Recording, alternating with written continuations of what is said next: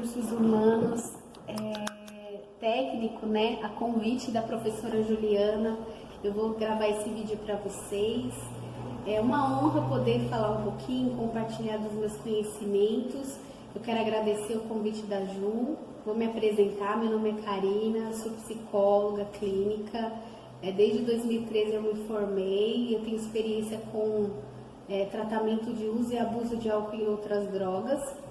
Em 2018 eu abri meu consultório clínico e eu atendo aqui na abordagem humanista de Carl Rogers, atendo criança, adolescente, adulto, e a gente vai falar sobre essa aula sobre motivação, né? A convite da Jana me falou do tema de motivação. Então a gente vai primeiro falar o que é motivação, depois a gente vai explicar sobre um dos pioneiros da motivação, que é a teoria, né, de necessidades de Maslow. Depois a gente vai falar um pouquinho sobre a visão do indivíduo voltado na abordagem humanista de Carl Rogers e vamos falar sobre autoestima. O que é motivação? De forma muito simples, a motivação é aquilo que traz o indivíduo para uma atitude, para uma ação. É ele sair do desejo, da vontade e realizar, né? Que faz ele se mover. E para Maslow, que foi um dos pioneiros a estudar o indivíduo, nós temos necessidades básicas que precisam ser supridas para que a gente possa chegar à autorrealização e poder pensar nesses componentes de competência, de realização, de produção. E ele criou uma pirâmide de necessidades. E para Maslow, o indivíduo funcionava dessa forma, dessa pirâmide, de começar da base, indo até a forma superior. Ele precisaria suprir cada uma dessas bases de forma de 50% a 100% dessas necessidades para que ele pudesse evoluir, como se fosse numa fase de videogame. E ele dividiu essa pirâmide em bases inferiores e superiores. Então, para que a base inferior ela tem que ser suprida para que a gente possa chegar nessa base superior. Então, falando um pouquinho para vocês sobre essa pirâmide, a base inicial para Maslow, que o indivíduo tem de necessidade, é a fisiológica, que seria o que engloba a necessidade fisiológica, que é o sono, a sede, a fome e o sexo. Depois dessa base, ele diz que a questão de proteção, que o homem quer ter a necessidade de proteção. E aí é onde ele vai se sentir protegido, e ele diz que é onde o homem tem a ausência de medo ou ansiedade. Depois da base de proteção, Maslow diz que nós temos a base social, que engloba essa base. Engloba os nossos relacionamentos interpessoais. Então é onde a gente quer ter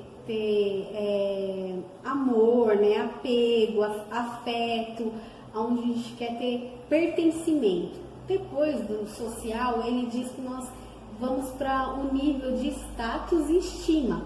E aí que a gente engloba a autoestima do indivíduo, aí que a gente engloba também o reconhecimento, a autoconfiança. E depois desse nível de estima, né, do nível de estima e status, o indivíduo se sente autorrealizado.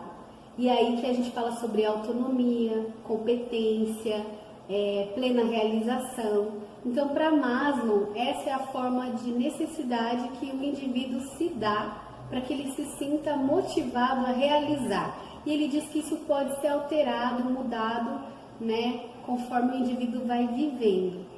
E a organização, né, as organizações, se pautaram muito nessa teoria de Maslow para criar muitas estratégias para que o indivíduo possa trabalhar de forma plena e produtiva, para que ele possa ser produtivo e da forma mais assim plena nas suas atividades do trabalho.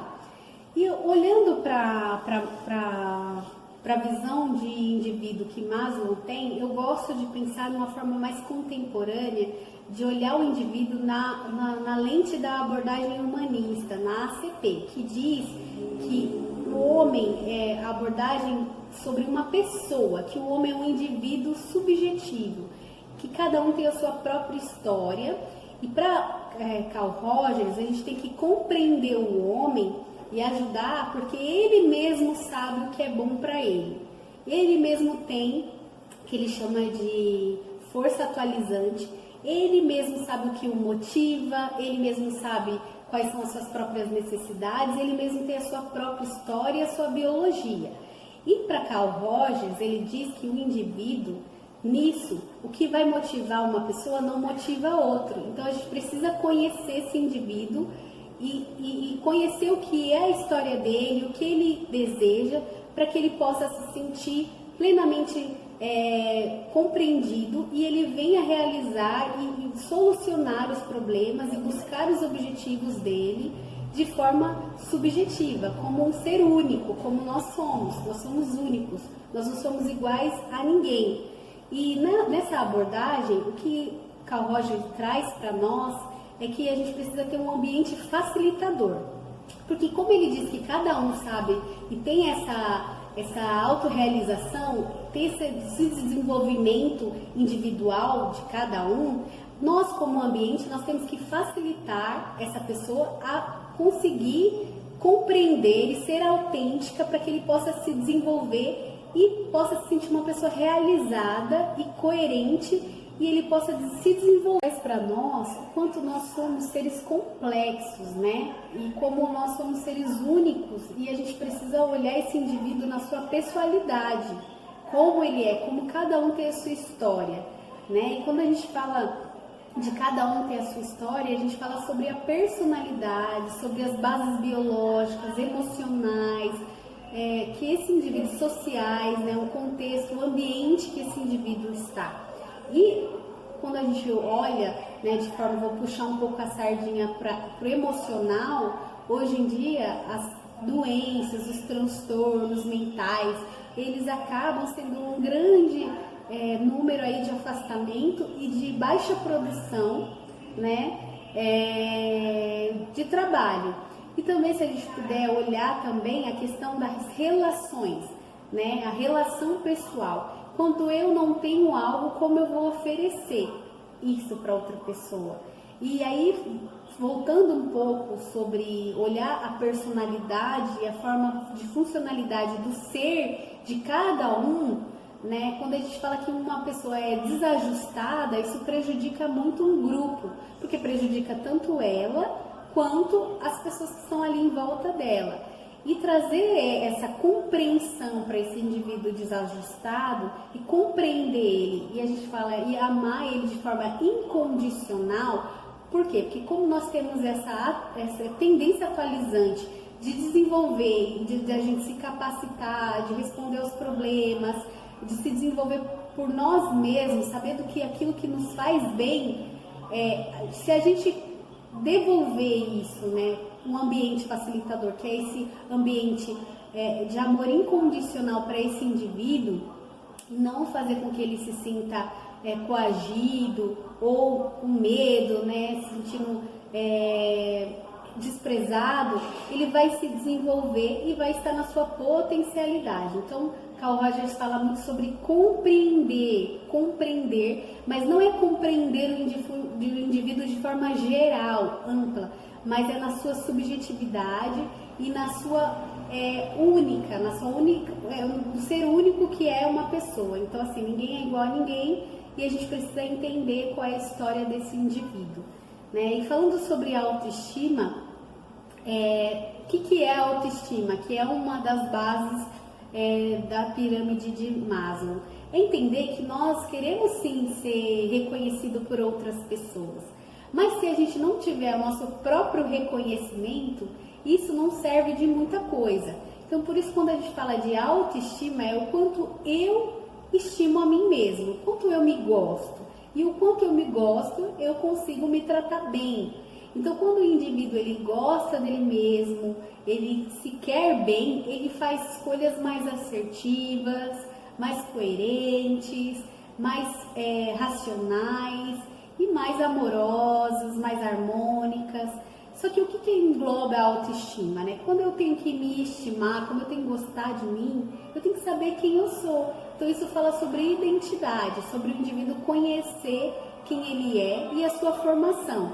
E a autoestima, ela é constituída desde a infância. Então o que faz a gente saber quem nós somos? Primeiramente, os nossos pais, as pessoas mais próximas. E aí a gente pode entender que essa construção pode se dar de visões que são visões positivas ou negativas. E o que a gente vê? Muita pessoa se auto-sabotando, que é o que? Essa autoestima baixa, e essa pessoa tem muitos problemas de trabalho, de relacionamento com o chefe. Então, na abordagem humanista de Carl Rogers, cuidar de como essa autoestima foi formada ao longo da história, para que esse indivíduo possa sim ter as suas necessidades, os seus sentimentos facilitados no ambiente, para que ele possa atingir essa autorrealização. Então, espero que vocês tenham entendido, que não tenha ficado muito complicado, porque foi muita coisa que eu tentei passar aqui para vocês, mas se tiver outra oportunidade a gente vai falar mais disso. Obrigada, uma honra estar com vocês e beijo para todo mundo.